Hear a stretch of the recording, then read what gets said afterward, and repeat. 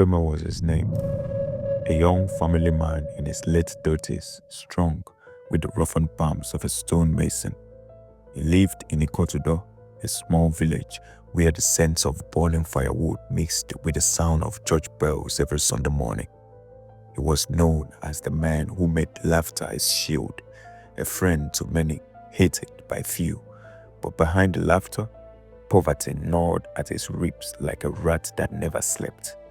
He had a wife, Imalbong, and their 2 children who adored him. But love could not fill empty pots. Many evenings he returned from work with dust in his hair and pennies in his pocket, pennies too light to buy enough food for tomorrow. It was in those early days when smartphones had become common and Facebook was the new village square. One evening, while scrolling after a long day of lifting stones, a friend request appeared. The man called himself Odogu Cash, a native doctor from Anambra. His profile picture was of a shrine dimly lit by red candles. Curiosity and desperation made him open it. What began as small talk soon turned into an invitation. If you want your destiny to open, come, I will show you the way. At first, Ekpema laughed it off, but laughter cannot pay school fees. Hunger speaks louder. Days later, he traveled to Anambra. The journey was long. He arrived at the address with trembling feet and a heart that beat with a volcanic rhythm. He entered. Silence stood tall as security. No gate, ordinary well-built bungalow, and a house number inscribed on it with black oil paint. He walked straight to the door that stood opposite him and knocked hesitantly. A voice from behind echoed almost immediately. "I was expecting you. Come in." He entered a tiled room that smelled of palm oil and smoke.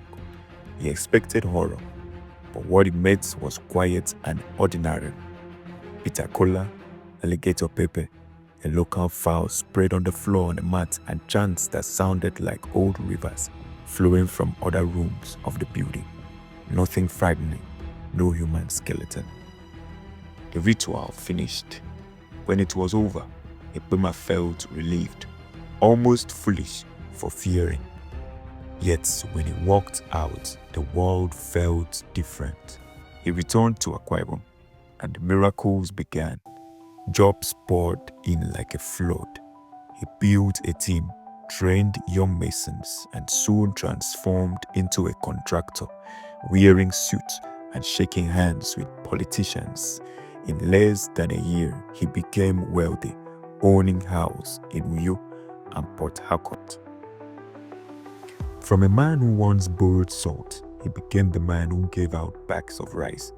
Everyone said, "God has remembered him." Ekpema smiled, for deep inside, he knew another name had remembered him, Odogu Cash. Years rolled by. Wealth grew like yam vines in rainy season. Then one stormy evening, when rain slapped against his glass windows, his phone rang. It was Odogu Cash. His hand trembled as he answered. "My son," the voice croaked, "to sustain your wealth, you must raise a girl child, 10 years old. She must grow in your house, under your care, until she turns 25. Then, she will be offered for the continuity ritual. Fail, and you will lose everything and die in disgrace." The call ended. The silence that followed was louder than the thunder. Ekpema's chest tightened. He locked himself inside for 3 days, torn between conscience and fear, but fear of poverty won. He searched among his relatives and found little Ekaite, his niece. She was thin, with bright eyes that carried innocence like fresh morning dew. He promised her parents, his cousins, that he would raise her, educate her, and give her the life they could not. They agreed. As he drove back with her in the car, Imalbong, his wife, whispered, "But we already have maids. Why bring her?" He replied sharply, "We need more help. Don't worry." That week, they relocated to their house in Port Harcourt. Ekpema grew under their roof, helping in the kitchen, going to school, calling Ekpema uncle. To her, he was a father figure. To him, she was a living sacrifice waiting for time.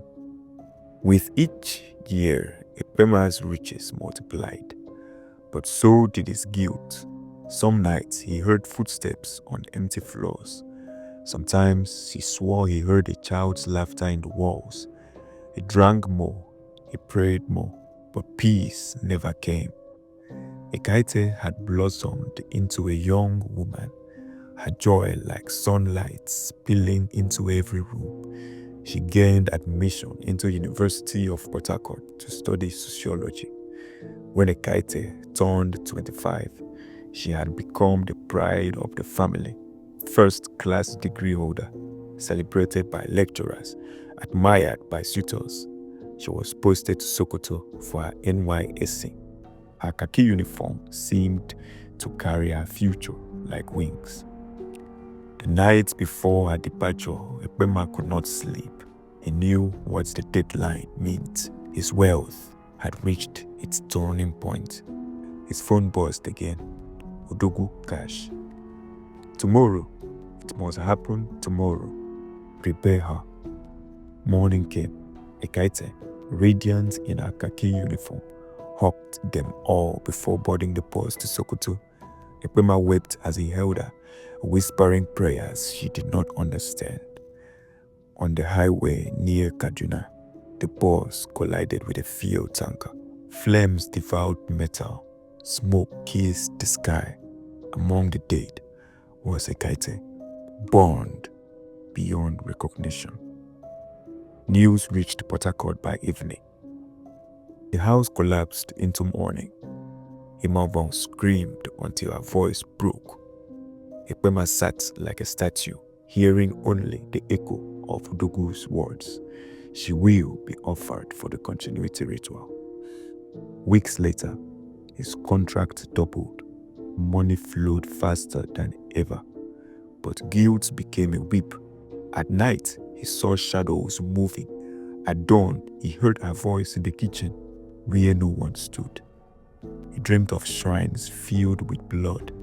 He dreamed of Ekpema calling his name in chains.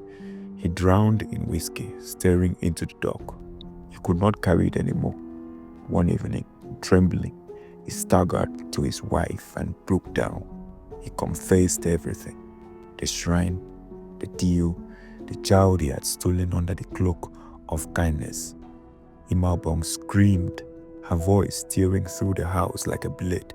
Neighbors rushed to their windows to peep, shocked by the sounds from Ekpema's house. "You fed us with a child's blood," she cried. "You clothed us with tears. You traded light for darkness and brought it into our home." Unable to stand our gaze, consumed by guilt, Ekpema walked himself into a police station barefoot, clothes stained with whiskey. He confessed everything: the ritual, the deception, the years of guilt. The officers listened in horror. Officers wrote it down, their pain scratching like the sound of judgment itself. The news spread like wildfire. Villagers cursed his name. Weeks later, he was finally charged to court. The court did not care about details of shrines that he mentioned in his confession. They cared about what they could prosecute with evidence. So they picked child abduction, conspiracy to murder, fraud. In a swift judgment, he was sentenced to death by hanging. Ekpema stood in silence, her heart broken but her face hard.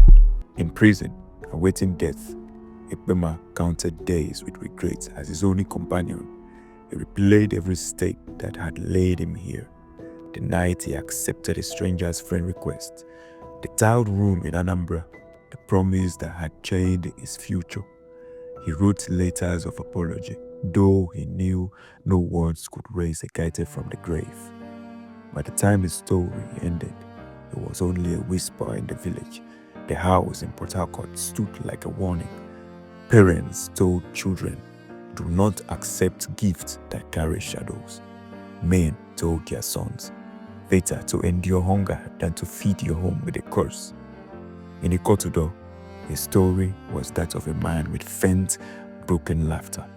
A man who once made the village laugh, but whose own laughter had been eaten by the very rat he once tried to outrun. Choices have consequences.